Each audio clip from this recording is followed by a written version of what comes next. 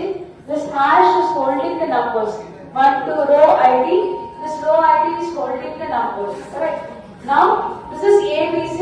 This ABC contains a string.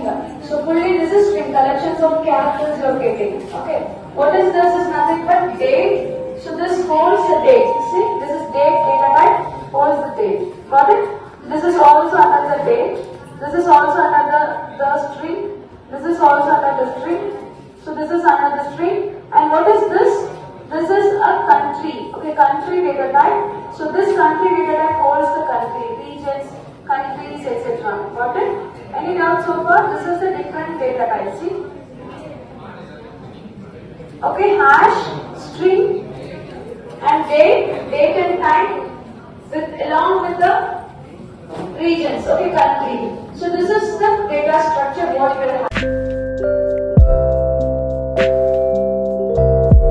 Many platforms that we are not even familiar before. So in Power BI, time studio, I didn't have any idea about time studio. It was new to me actually. But we have came across some libraries, but we also have done projects with that, but we don't know the basics of them, and we learned so much from those libraries.